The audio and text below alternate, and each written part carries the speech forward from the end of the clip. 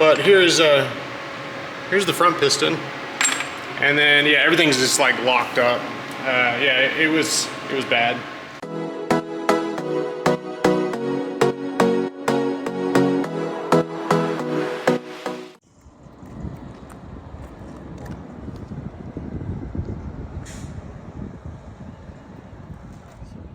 What's up, everybody? Welcome back to the channel, and we're gonna start video off a little different than usual. As you see, there's a gentleman out there kind of doing some videography with my motorcycle, and a good friend of mine, Brandon, over here on the side, reached out to me and asked me if he could use the bike for clothing line drop that this gentleman has. I'm gonna put their Instagram right here, but he's got some new apparel that he came out with. Wanted a motorcycle for some action shots, so they're actually doing kind of a little shoot with the bike. I'm not in it. You know, he wants to sell merchandise. He's got a trained model, not myself. I'm just here, and then when we leave here, we're getting back to the house. We got work to do. I got 4 tubes going on that bike. I got a yellow bike. I got the peach bike. We're working on everything. So this episode is going to be kind of all over the map, but it's going to be a good one. We got to get this bike together with the new 4 tubes and back to Andy this week. So I need to get Andy to help me get a nice 2-in-1 bracket made for the exhaust. Got a lot of stuff that we're going to try to pile into this video.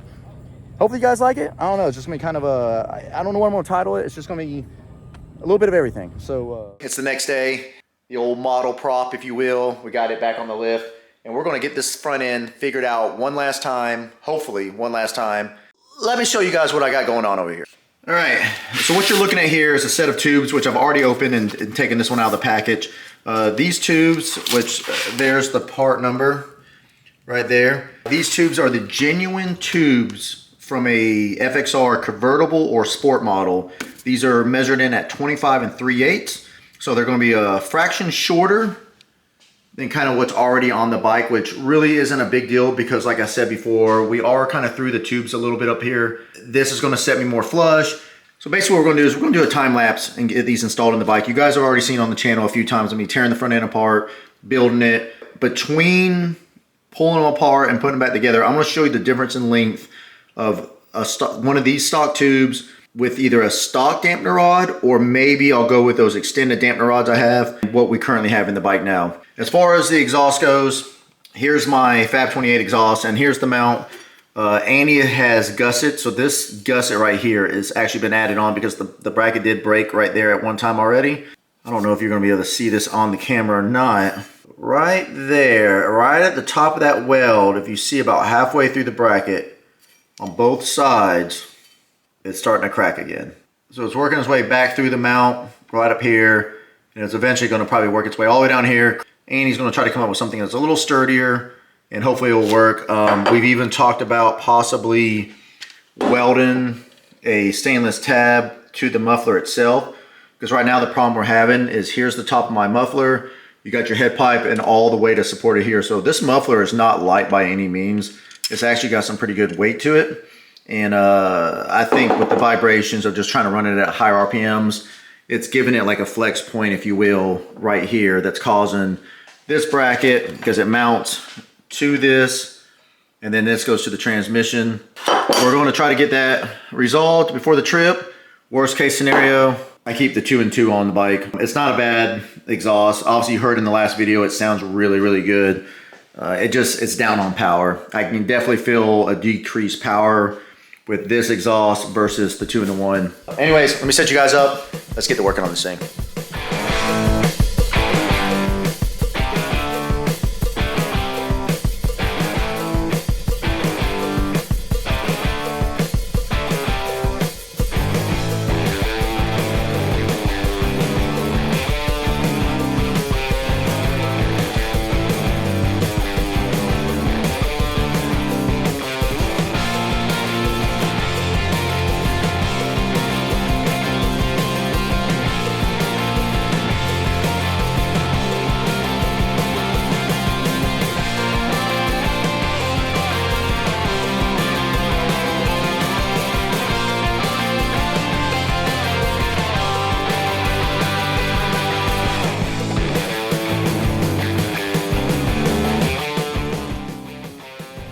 right, so obviously the bottom tube is the tube that we just took out of the bike.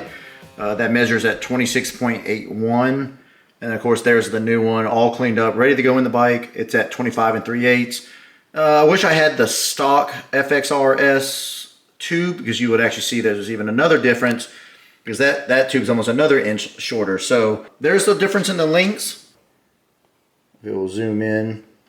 Roughly about 1.5 inch difference. So here's what we're looking at as far as the dampener rods. This is a genuine FXR dampener rod, and this is that Till Death 2 over. But as you can see, it's barely even 1 inch. The Sportsters use a single channel, and then FXRs and Dynas use these dual little nylon spacers or nylon bushings to help it be a little more stable in there. And this one doesn't. This is a side-by-side comparison of what we're dealing with. This top tube right here is obviously the extended drag specialty tube with the stock dampener rod.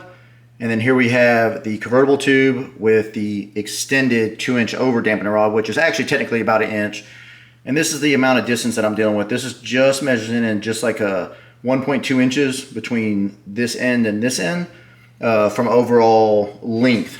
You know, they're dead flat here, and then that's kind of where they're at there. So even at 1/2 inch, I'm still 1/2 inch shorter with this extended rod and the convertible tube. So the plan is to run this setup, which will just lower the bike ever so slightly, and then with the new tube and all that kind of stuff, hopefully, please, fingers crossed, no more clunking. Like I said, even with this apart, putting my finger in here compared to here, definitely much tighter than this. So I'm still 100% confident that my problem was in this tube, and with the new tube, we should be squared away. So let's get you back on the time lapse.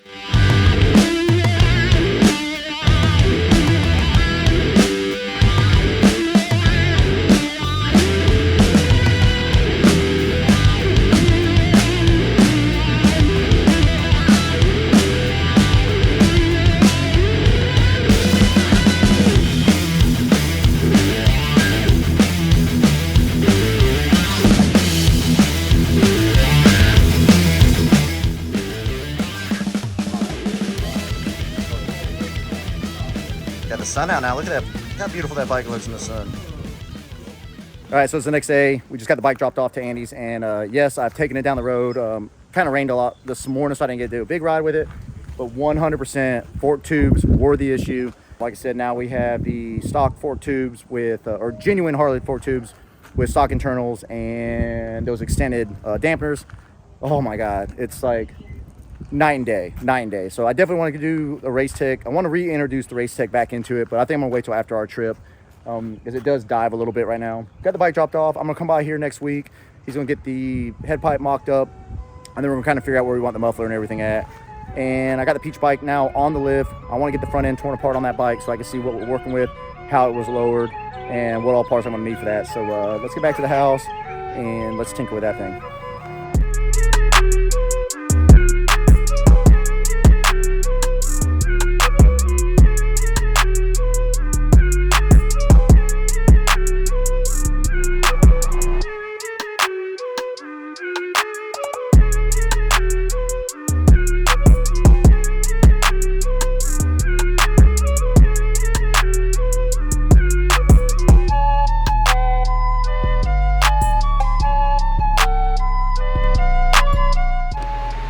All right, what's up guys? We're over here at Justin's house. I know I said I was gonna be working on the Peach bike, but I think what we're gonna do today, we gotta get Justin's FXR, the M8-FXR back on the road. Obviously, if you've seen on Instagram like a week or two ago, it's when you had the kind of the issues with it. And 2 weeks. Yeah, so we ain't really talked about it on the channel because we wanted to kind of figure out what's going on. So here in a second, I'm gonna get Justin to kind of go over what's going on with the motor out of the bike, what he's got going into the bike, what he's been going on in the shop, because you guys keep asking where he's at. I know you didn't make it to Illinois, you didn't make it to Handbuilt, you didn't make it to, what else came up recently? Daytona. Yeah. You've been busy. I didn't do anything. I haven't been anywhere besides, I did Minnesota and Mama Tried. Yeah. But so I got a couple of new parts over the last couple of weeks. So on the throttle bodies, the little dingy stock tin cover, what's his name? Mason Miles. Don't Yeah, Mason Mary. Mason Mary. So he had me make one for him. I made one for myself, and it was kind of a big hit. So I'm gonna start producing them full time. So I'm waiting on material to get here to start making these, but just a little clean cover, and we can do colors. On the website, it'll probably be black and raw, but if you want a special color, reach out, let me know. Just cleans it all up. Also, the little air intake, this is just a 3D printed version of it. We're gonna go a little bit lower, and then obviously like machine metal, and then a little texture in the middle. A couple new items, nothing crazy, just small, cheaper things. But let's go look at that motor. Let's break the news. It basically boils down to an oiling issue, I'm pretty sure. But here's the front piston, and then yeah, everything's just like locked up. Yeah, it was bad. So I'm not even gonna try to fix this, even if it is fixable. I don't know. I ended up getting, as we were looking at a while ago, the new motor. I got it from Tommy down at Cowboy Harley, and I got it last week. So I'm just waiting on a cam and a couple other things so I can put in this motor and then put that motor back in the FXR. So hopefully next week-ish, I'm back on the road, because that's my only bike. Yeah, so it's a brand new 114 out of Teddy's bike. They pulled this out. You know, it has like the 3 miles from stock or from the factory or whatever. So they pulled that out and then put a 131 in it, and then I bought that from him. Yeah, I'm just gonna do a cam, like a chill cam, and some lifters, knick-knack things other than that, and throttle body from HBI, and yeah, so nothing crazy. We need to show him the garage because he did a lot of work in the garage. It looks really cool. We're gonna work on the bike a little bit. We need to get the transmission out. As you guys know, the baggers, the oil pan's actually on the bottom. They got oil passages that actually go through the transmission housing case or whatever. And you can literally, every orifice, you can see metal remnants. So yeah, everything's gotta be taken apart and cleaned. Yeah, so we're gonna go in the garage here in a second. We're gonna get that pulled out, show you guys the garage, and then go by Andy's, flush everything. Yep. And then hopefully maybe next week, the next video, you guys will see us actually starting to install this. We gotta put the chrome covers on the cam, and yeah. But hopefully I'll get back in the bike. Hell yeah. All right, let's go into the other garage. Little squeaky feet over there. Raining outside. So yeah, check out the new garage here. I don't know if anybody will remember from some of our earlier videos of being in here, kind of when we were actually piecing this bike together, but so what you have going on in here? So I'm not really building a bike this year, so I kind of spent a bunch on the garage. But it started off with, this was a closet. We filled this door in and then doubled the laundry room size, which helps out everybody in the house. That kind of snowballed into, well, let's go ahead and just do the garage, because it had like popcorn ceilings. There was a hole over there where the machine actually went up into the attic when I changed tools. Painted the LC rock, got everything painted, put the race deck flooring on, and then the cabinets where Scott really screwed me. He sent me a link to Home Depot. They had 51% off a couple weeks ago on the cabinet, so it was a deal. Oh, it looks good. Yeah, and then Jeremy, when he came pick up his Softail last weekend, he painted a sign for me. It has LEDs behind it and all that stuff. I just need to hang it and get it hooked up. So there's still lots of little knick-knack things to do in the garage to get it complete, but oh yeah, I need to get this thing back on the road. We'll get this back on the road, but what is that up there? You know, just a spare. Just a spare, just a backup. You can never have too many FXR frames. So maybe this winter another big engine swap. Maybe. I don't know yet. We got a little bit to do to this. Like my fenders are here, wheels and tires are here. Everything's ready to go in this, minus I just need to paint the fenders, but I need to mock it all up first. And I was going to do that like after Sturgis or something. It shouldn't be a big project. And then slowly but surely, I'm just going to start putting stuff on that frame, but it's nothing serious. So we got to work on this bike, but these are in the way. Oh. What's all this? Yeah. So these are for Hudson's build. So the frame's in the shop out there, and then these wheels actually came in yesterday. All Lindahl wheels, rotors, sprocket, everything. Paul and I swapped out some work for work, so he got a bunch of stuff for me, and then I got the wheels from him. So yeah, I'm super stoked and really jealous of his. It's kind of been, we kind of stopped progress on it because he meaning my son, kind of slacked off on wanting to work on it, so I stopped working on it. So until he puts 100% effort in it, I'm not going to put 100%. He's been, especially after the wheels came yesterday, now he's all gung-ho again, so we'll see how it goes. I mean, I don't know how many other 13-year-olds have a set of custom window wheels, rotors, sprocket.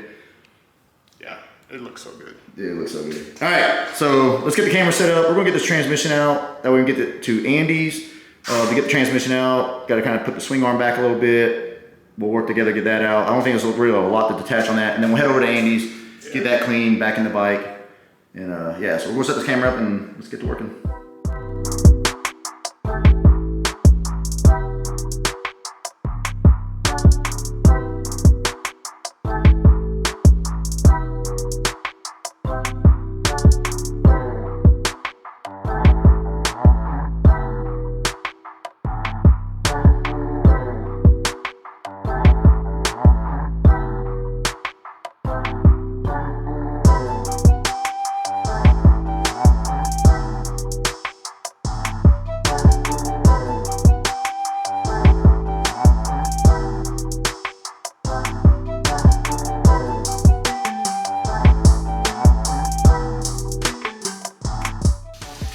so we're over here at Andy's shop, and I'm looking at my exhaust, and man, I am completely floored at the craftsmanship in this bracket. So, as many maybe do not know, this is the exhaust bracket that came on this bike. This bracket was actually designed for a Baker drop-in 6-speed, which has a different trap door. We went from the single mount, which we're still got the one mount, kind of noticeable. We still got it welded on there, but it's got a little tab that comes off this bracket. We got that mount, but we also have where the factory location mount is. So he's able to source a 2-inch clamp that mounts to the kind of the factory exhaust front mount. So now it's sturdy there. So I mean, I'm about to throw the whole bike off the lift.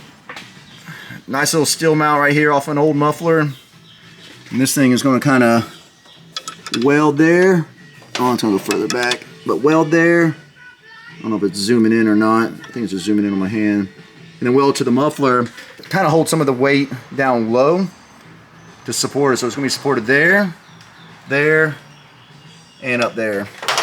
And then we're going to clean it back up and everything's going to be good to go. And I'm going to drop a picture right here to show you kind of the welding. But he actually did. I mean, this is all metal work. Like I said, even right near where this little pivot block bolt is for clearance. Because originally in my head, I was thinking the bracket would hang lower, but he wanted it tucked behind the muffler. I mean, I'm absolutely blown away how good it looks.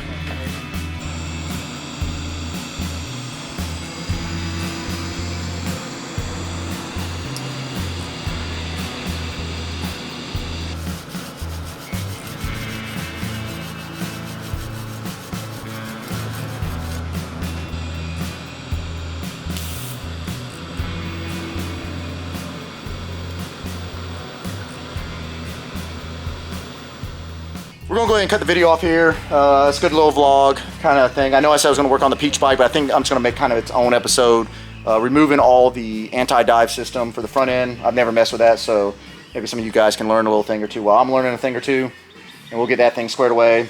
Either way, I'm gonna get home, get this video edited and up for you guys this weekend. Appreciate you guys following along, and we'll see you on the next one.